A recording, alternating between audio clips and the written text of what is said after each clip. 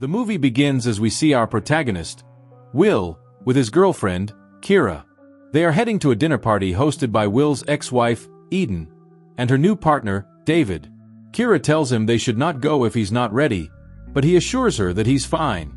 It is revealed that Will and Eden divorced after the accidental death of their young son. During that time, Eden found solace in a grief support group, where she met David, and they suddenly disappeared to Mexico, but have now returned after 2 years. But as the couple is engrossed in conversation, Will accidentally hits a coyote on the road. He exits the car to check on the animal, only to find it gravely injured and in pain. Having no other choice, he grabs a tire iron, and ends up killing the coyote to put it out of its misery. After a while, the couple arrives at a luxurious mansion where Will used to live. He then reunites with his old friends, which include Tommy, his boyfriend, Miguel, and friends Ben, Claire, and Gina. They are all excited to see each other after a long time. Will then inquires about their other friend, Choi, who is revealed to be Gina's boyfriend. But Gina explains that he is running late as usual, and she can't get reception here. Just then, the hosts, Eden and David, arrive and excitedly greet everyone. Eden gives Will a long hug and expresses how much she missed him. David also thanks Will for coming and claims that they have so much to discuss and celebrate. After this, he takes out an expensive bottle of wine and starts pouring it for the guests. During their conversation, Will notices a half-naked girl in the corridor, horrifying him. He thinks it's just his hallucination, but soon the girl arrives and introduces herself to everyone as Sadie. She reveals that she met David and Eden in Mexico and is now living with them. After this, everyone starts to enjoy the party, but Will senses that something is wrong. He begins to snoop around the house, and as he enters the kitchen, he has a flashback to the time when Eden attempted to slit her wrist many years ago. Just then, Eden startles him from behind, saying he looks handsome. Will takes this opportunity to ask her about the changes in the house, particularly the newly installed bars on the windows. Eden explains that it's for security, as she lived here alone for a while. He then asks how she's been, and she responds that she's doing amazing and is free from useless pain and suffering. At this moment, Ben shows up, and Eden begins ranting to him about how pain is optional and that anyone can find happiness. All negative emotions are simply chemical reactions that can be expelled from the body. Ben jokes that it sounds a bit crazy, but Eden unexpectedly slaps him hard across the face, and tells him to stop making jokes about everything. After she leaves, Ben and Will discuss her shocking behavior, noting that both she and David are acting strangely today. Ben speculates that she might have lost her mind because of past events. When they head to the living room, Eden apologizes to Ben and hands him a drink. Will then gets into a conversation with Claire, who is worried about his well-being. Like him, she also feels that the atmosphere is very weird. Just then, someone pulls up outside, and they assume that it's their friend, Choi. However, it turns out to be another man who is unknown to the group. David introduces the man to everyone, saying his name is Pruitt and they met in Mexico. Meanwhile, Gina is worried about Choi, who was supposed to arrive hours ago. Since there's still no reception, she requests to use the landline, but Eden mentions that it's been disconnected because they forgot to pay the bills while they were away. Soon after, David locks the front door and keeps the keys to himself. Will asks for the reason behind it, so David explains that there was a recent break-in at a nearby place and that's why they are just being cautious. Will claims he didn't hear about that news and asks what happens in the case of a fire breakout. Hearing this, David reluctantly puts the key back in the lock and asks him to relax. After some time, Will steps outside to gather firewood, but he continues to be haunted by memories of the past. He then sees Eden going to her room and putting something in the drawer. So, after bringing the firewood inside, Will immediately sneaks into her room, and is confused to find some unlabeled pills. He takes one of the pills, right when David arrives and asks him to come back to the party. In a flashback, we see Eden and Will in a romantic moment. Suddenly, their son walks into the bathroom, but they quickly send him back to bed. In the present, David and Eden inform the group that they have joined a spiritual group called The Invitation, and both Sadie and Pruitt are also members. The group soon realizes that it's a cult, but David clarifies that it's simply a community of grieving people coming together and helping each other, and that the members are from various parts of the world.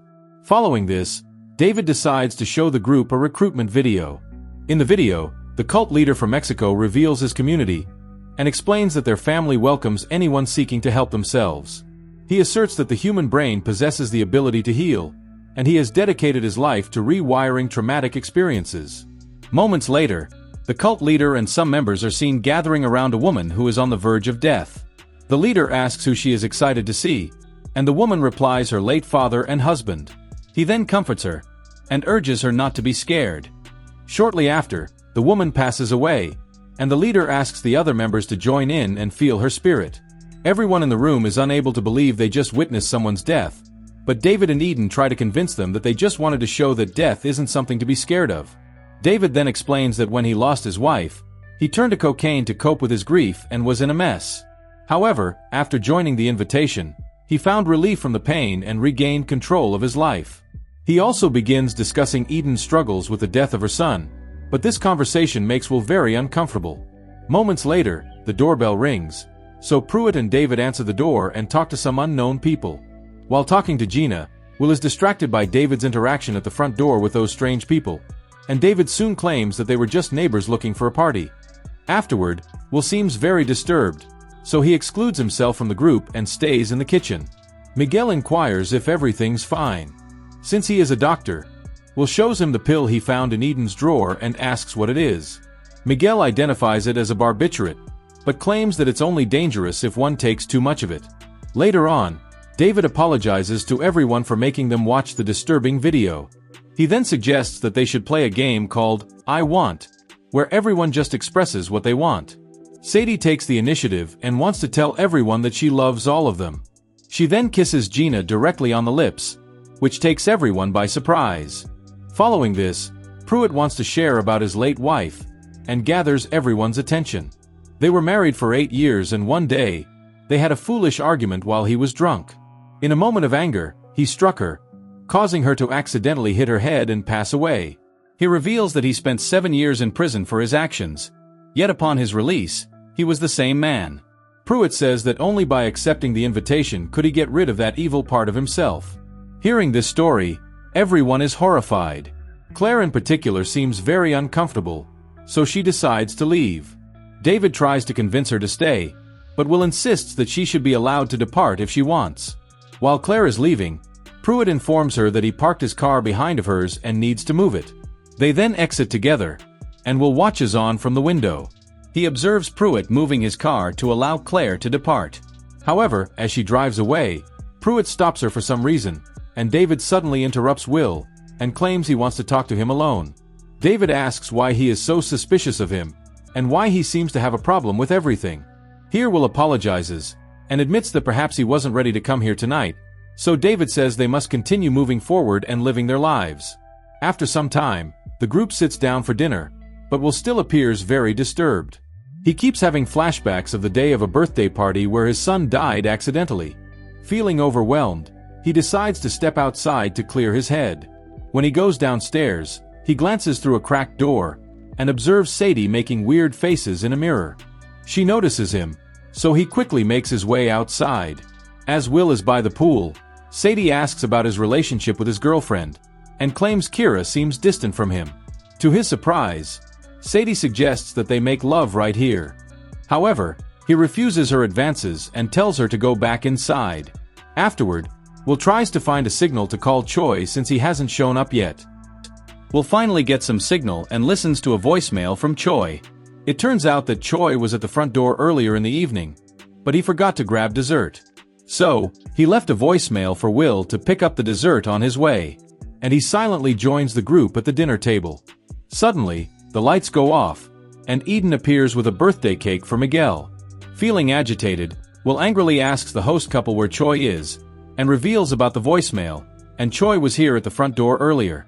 Eden insists that he never showed up, so Will questions why they were invited to dinner suddenly after 2 years, and why the two strangers from the cult are present. When the atmosphere starts heating up, Kira tells Will that they should leave, but he is adamant on finding out about Choi. Just then, the doorbell rings, and to their surprise, it's none other than Choi himself. He explains that he had indeed been at the front door earlier but had to leave due to urgent work. Seeing this, Will is super confused. He begins crying and apologizes for his harsh behavior. Eden and David tell him that it's all right because he's part of their family. Later, as Will is alone in the backyard, Kira comforts him. He tells her that he is in pain and still can't move on from his son's death. He blames himself for what happened, but Kira tries to encourage him that moving forward is not a betrayal. Will then goes to visit his son's bedroom alone. During this, he starts having flashbacks of his son, making him emotional. Just then, he notices David heading to the backyard and lighting a red lantern. In the next scene, Will opens the laptop on which the recruitment video was played. He watches another video featuring the cult leader, who encourages the members not to be afraid, and reminds them that a reward awaits if they take the necessary steps and give themselves up. Will then joins the rest of the group at the dinner table. Before they raise their glasses in celebration, David is relieved they're all in this together. They raise their glasses to a better world and peace, while Gina has already taken a sip, but then Will tells them not to drink. Seeing this, Sadie angrily approaches Will and accuses him of ruining everything. Will pushes her, causing her to fall to the ground and hit her head on the corner of a desk. The group rushes to check on the unconscious Sadie and tries to revive her. As if that wasn't enough, they notice that Gina has passed away and is foaming at the mouth. With this, panic ensues, and Miguel attempts to check on Gina. Miguel is shot by David. Pruitt then takes the gun away from him, while the friend group attempts to escape. But instead, Pruitt shoots Choi dead and approaches him to finish his job. They all start running away, and an angry Tommy tries to attack David, but Kira slashes him with a knife. They rush downstairs, and it is here that they realize that all of the doors are locked.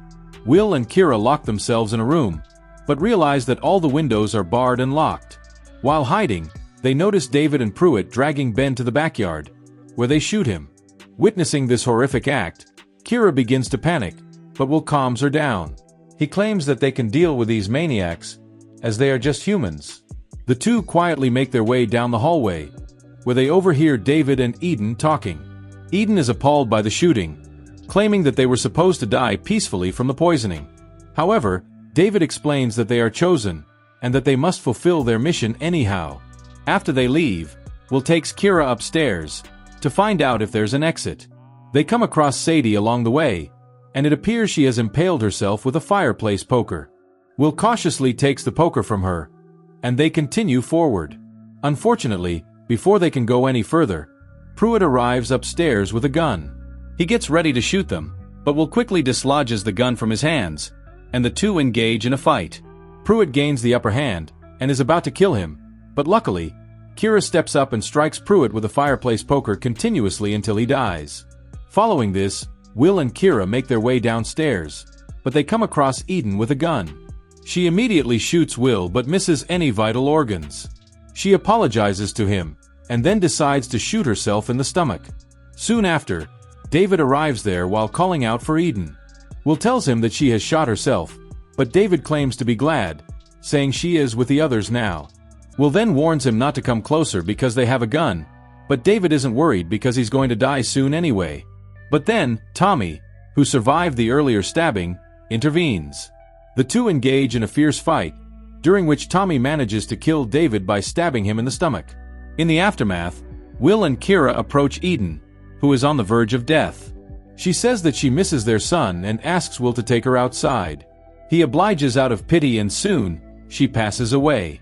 After this, the three survivors hug each other and break down in tears.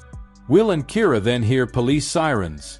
At this moment, the couple suddenly hears screaming voices, a shot from the nearby house, and notices red lanterns lit up in several neighboring houses, just like the one David had lit earlier. This makes them realize that there is a mass cult suicide taking place in the area, and there are likely more cult members killing their friends.